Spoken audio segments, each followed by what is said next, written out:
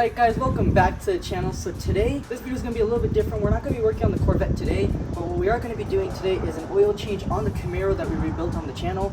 So I don't want it to be that we rebuild these cars and then you guys just never see them again. I want you guys to see and experience what it's like to own these cars after they have been rebuilt. And so far I've driven this car about 300 miles and it's doing great. I have never had any problems with this car and it's doing amazing, but now it is time to do an oil change on it, guys. So right here I have the oil that we need, and this car requires about 10 quarts of oil. And if you guys see right here on the bottle, it does say European car formula. That oil weight and viscosity and everything, that is just what is most commonly used on European vehicles. So that's why Mobil 1 has that on their packaging there, but it's not going to hurt the engine or anything when you put it in American cars. It's the same type of oil because GM actually wants you to put Dexos specified oil into your engines, and Mobil 1 is Dexos specified oil. So this is oil made for this car, so it's completely fine. So this is what we're going to be using today. And then we have the OEM oil filter. So basically, let me show you guys how we're going to be doing this oil change, because some cars, like the Hellcat next to me, does have 2 drain plugs. This car only has 1, so it's easier in that sense.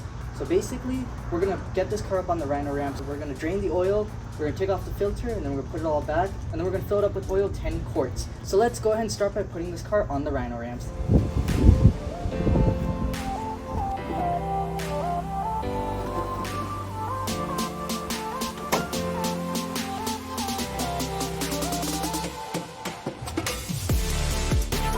Alright guys, so the Rhino ramps were just a little bit too high for the car because the car's too low.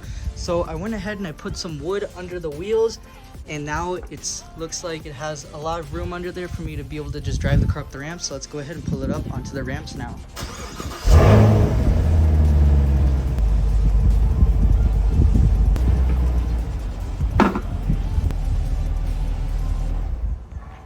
Alright guys, so that worked like a charm right there. The car is now on the Rhino ramps and we are ready to go ahead and do the oil change. That's all I needed, was just 2 blocks of wood just like that, or those are pretty much slabs now. And now the car is in the air and we can get good access to the underside of the car to get the oil drained. So here are the ingredients we need to do this job right here. So we need 10 quarts of oil, so that's 2 gallons, an oil filter, a funnel so you don't spill all your oil, and a drain pan plus a backup drain pan in case the other one overflows, because this one actually does have a little bit of oil still in it.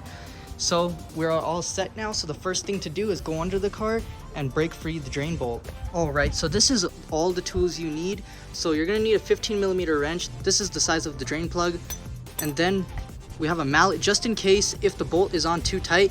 Just give it a good hit with the mallet and it should break free. That's a little trick I use. And depending on if your oil filter is on too tight or not, then you need an oil wrench. I can't find mine right now, so these jaw pliers will do a great job in their place. So let's just go ahead and get this nut broken free and then drain that oil, and then we'll take the oil filter out. So coming over here under the car, you can see it's pretty clean under here. No scrapes or anything. I am very careful when I do drive this thing, but that right there is your drain plug, and then right across that blue thing, that's your oil filter. So those are the 2 things we're going to be taking out and draining oil through, and then we will put the drain plug back in and oil up the new filter and then put it in there. So I'll show you guys how to oil it up, but let's go ahead and drain it first. Yes, did not need the mallet today. It's also very tight under here. I'm really happy I'm not claustrophobic right now. Take a look at that oil color, guys. Also, don't forget to have some napkins on hand. Oh, that came off really easily actually. I was expecting it to be way harder than that. Ooh, I would let this drain out, but I'm impatient, so I'll just get my hands dirty. Alright. Wow, look at that. Alright, so while the oil filter housing is getting drained, we're going to go ahead and prep the new filter. So all you need to do is you go ahead and get the filter and you get some oil, and then you just put a little bit on your filter, just like that, and then you kind of grab it and you just oil up the ring, just like that. And then you can go ahead and hand tighten it onto the car. Make sure that this is all nice and clean. So once the oil is drained and the filter is replaced, it's time to go ahead and fill it up with 10 quarts of oil with the funnel. And where you're going to be filling it up from is right over here on this cap that says Dexos on it, 0W40 or OW40. Let's pop this open and go ahead and start filling it away. Now when it comes to V8 engines like this one on the Camaro or on the Hellcat, these cars tend to go through their oil a lot faster than your conventional car. Those ones will usually last about 10,000 miles. These cars only last about 4,000 miles. And currently this car is sitting at like 6,200 miles. So I think this might be its like second or third oil change, which is pretty crazy. But we're gonna hold the funnel here now and try to, oh no, I'm gonna have to clean that. Oh, this is really hard. It's such a strange angle for a funnel.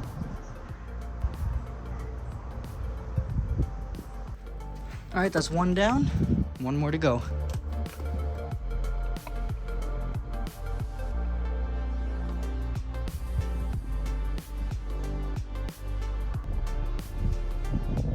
All right, that's 10 quarts. Just gonna clean up the oil I spilled.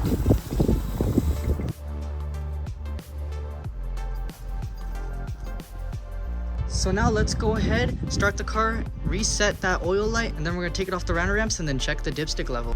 All right, guys. So I thought the camera was recording and it turns out it didn't. That's like never happened to me before. But basically what I just did is I went ahead and I released a parking brake and I slowly took the car off the ramps. And then the next thing you need to do is reset the oil life. So the way you do that is you go to your oil life screen, and all you need to do is, this is the same for any car, whether it's a Ford, Chevy, any car that has this feature where it shows you your oil life.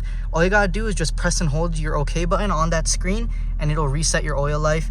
So that's all you need to do. So in this case, it's the SEL button. You just press and hold that and it will reset your oil life. This is all you need to do, is just press and hold and then wait while you watch the screen and it'll change to 100%. It's super cool. But now let's go ahead and double check our dipstick level. Go ahead and start by wiping off the oil so we can get a good accurate reading. And there we go, guys. Now the oil is nice and filled to the proper reading.